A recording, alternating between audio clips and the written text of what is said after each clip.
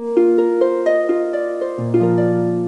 हम स्टार्ट करने वाले चैप्टर नंबर 6 जिसका नाम है ट्रायंगल्स। तो इस लेसन में हम ट्रायंगल्स के बारे में पढ़ने वाले हैं। तो लेसन स्टार्ट करने से पहले सबसे पहले हम समझते हैं सिमिलर फिगर को, जो कि वर्ड से काफी ज्यादा समझ में भी आ जाता है। सिमिलर फिगर इसका मतलब जो एक जैसे फिगर है। जैसे कि हमने इससे पहले ट्रायंगल्स के बारे में ही पढ़ा था, कॉन्ग्रुएंट ट्रायंगल के बारे में। तो उसके अंदर दो ट्रायंगल तभी कॉन्ग्रुएंट ट्रायंगल कहलाते थे जब उनका साइज और शेप दोनों सेम होता था। बट अभी हम बात कर रहे हैं केवल सिमिलर फिगर की। तो ऐसे फिगर्स जो दिखने में एक जैसे हैं, मतलब उनका शेप एक जैसा है पर साइज एक जैसा नहीं हो तो भी चलेगा, वो सारे फिगर सिमिलर फिगर कहलाएंगे। जैसे कि नॉर्मली हम अर्थ का एक मॉडल देखते हैं और उसका मतलब यह हो जाता है कि वो बड़ी सी अर्थ का एक छोटा सा फॉर्म है। इसका मतलब दोनों शेप में एक जैसे होना चाहिए, साइज में काफी ज्यादा अंतर है इनके।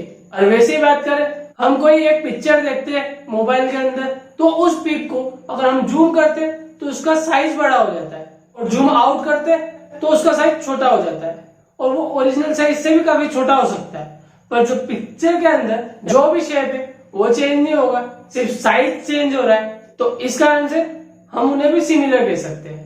और अगर हम बात करें किसी पॉलीगॉन की, मतलब जिसके अंदर एन साइड हो, मतलब चाहे कितनी भी साइड हो, तो उसके लिए हमने लिखा भी है two polygon of same number of side, मतलब दो पॉलीगॉन जिसकी 3 या 3 से ज्यादा साइड है, ऐसे सारे क्लोज फिगर जिनकी सेम नंबर ऑफ साइड है। मतलब अगर दो फिगर ले रहे, दो पॉलीगॉन ले रहे, तो दोनों की साइड सेम है या इक्वल है, तो वो सिमिलर तभी कहलाएंगे जब दो कंडीशन फॉलो, इनकी करस्पॉन्डिंग साइड सेम रेशियो में हो और ऐसे उनकी करस्पॉन्डिंग एंगल्स इक्वल हो।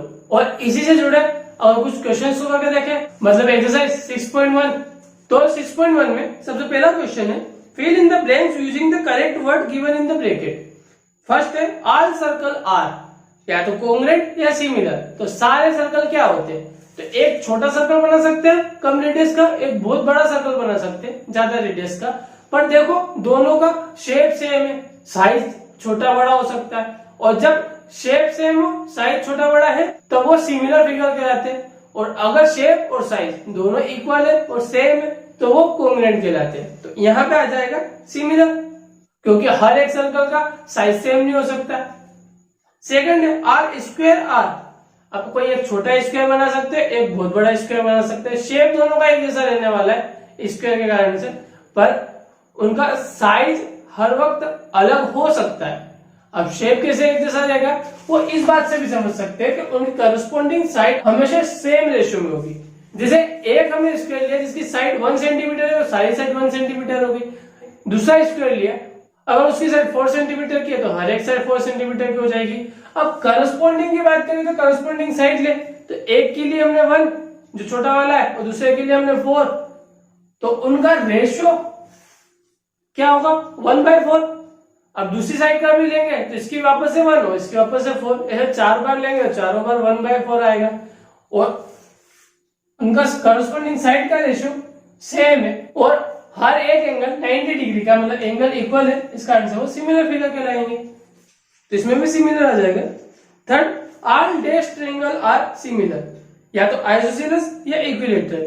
तो इसमें आ जाएगा इक्विलैटरल ट्रायंगल, क्योंकि हर एक इक्विलैटरल ट्रायंगल का सारे एंगल 60 डिग्री होते हैं। पर आइसोसेलेस में ऐसा पॉसिबल नहीं है। किसी आइसोसेलेस ट्रायंगल में दो एंगल 30 हो सकते हैं और किसी आइसोसेलेस ट्रायंगल में दो एंगल 50-50 हो सकते हैं। इस कारण से इक्विलैटरल आंसर आ जाएगा। Fourth two polygon of the same number of side are similar if, दो पॉलीगॉन सेम नंबर साइड के हैं तो वो सिमिलर होंगे अगर देयर करस्पॉन्डिंग एंगल्स आर, तो करस्पॉन्डिंग एंगल क्या होना चाहिए? इक्वल।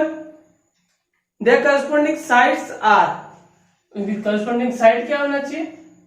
इन सेम रेशियो।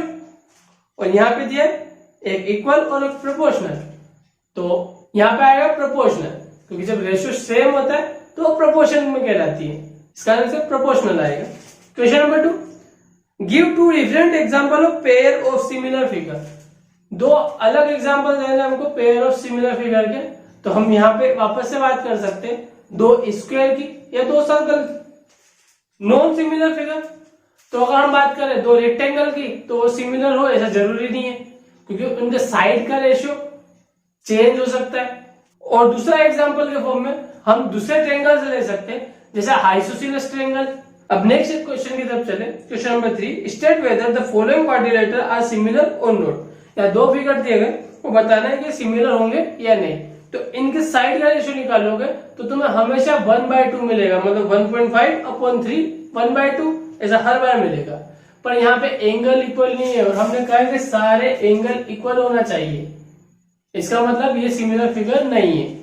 अब सिमिलरिटी ऑफ ट्रायंगल के बारे में बात करें तो सिमिलरिटी ऑफ ट्रायंगल, तो ट्रायंगल भी एक पॉलीगॉन है, और हमने कहा है कि दो पॉलीगॉन जिनकी सेम साइड हो, तो यहाँ पे ट्रायंगल की बात करेंगे तो दोनों ट्रायंगल में 3-3 साइड होगी। तो उसके लिए क्या हो जाएगा, साइड्स मतलब all 3 sides in same ratio and all 3 angles are equal. मतलब डेफिनेशन तो यही होने वाली है सिमिलर करने के लिए भी। हाँ, हम करस्पॉन्डिंग साइड्स और करस्पॉन्डिंग एंगल्स की बात कर रहे हैं।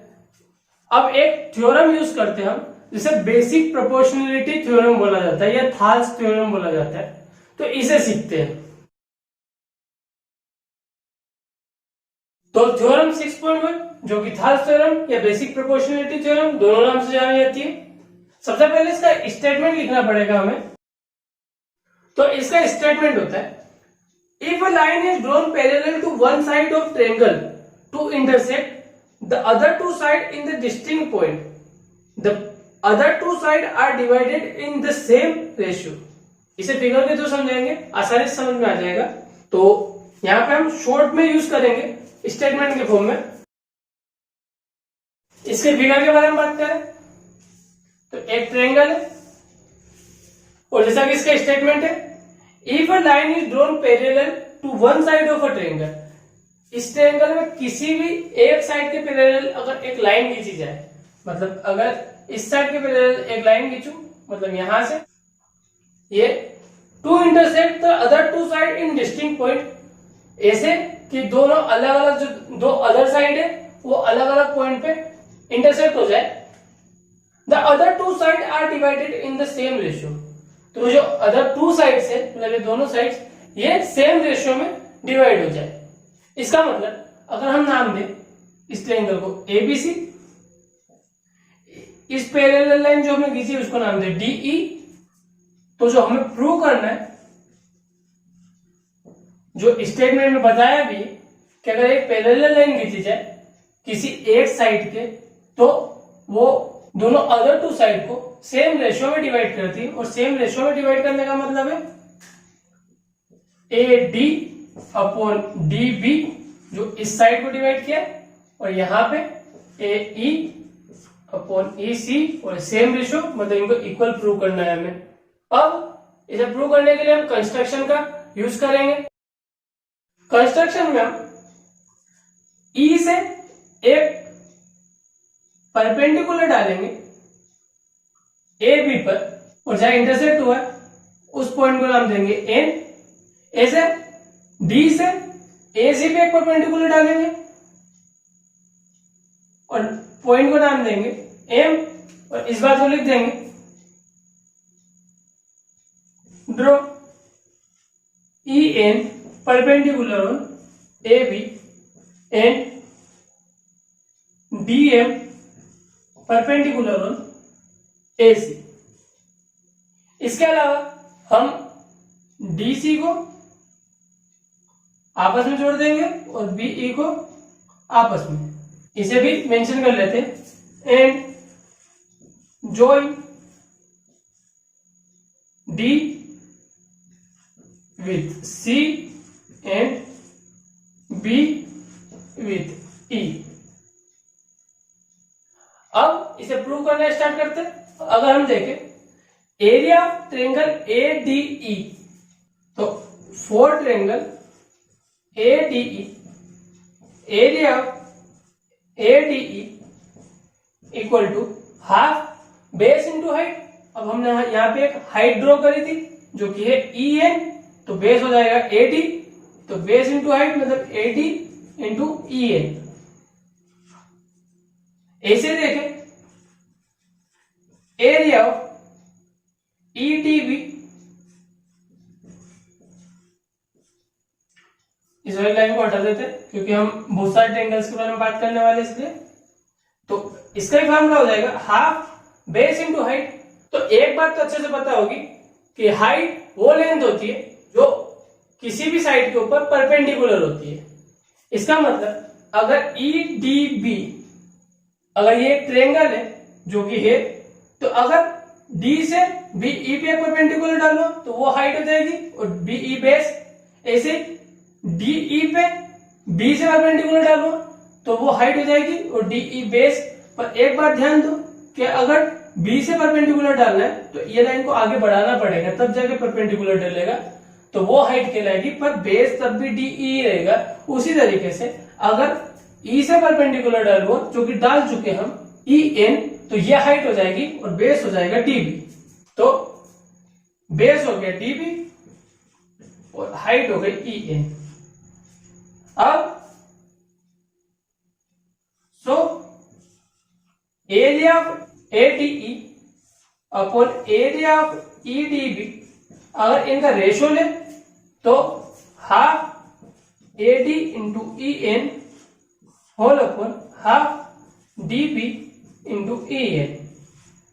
अब देखें हाफ से हाफ कट जाएगा, ई एन से ई एन कट जाएगा, तो यहां पे केवल एडी अपॉन डीबी बच गए। ऐसे ही देखें और ट्रायंगल्स के लिए, मतलब अगर एक और बार देखें सिमिलरली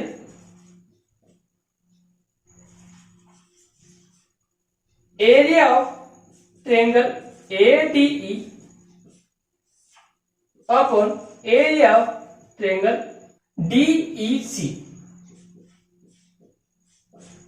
यहां पे एडीई मतलब सेम ट्रायंगल लिया और यहां पे अगला ट्रायंगल जिसका रेशियो जिसके साथ रेशियो देख रहे हैं वो है डीईसी। तो इस बार हम बेस लाइन इसको रखेंगे, तो इस वाले ट्रायंगल में बेस लाइन हो गई एई, तो हाइट है डी एम, जैसा कि अभी हमने यहाँ पे पूरा समझाया था। तीन अलग अलग साइड के लिए तीन अलग अलग हाइट बन सकती है।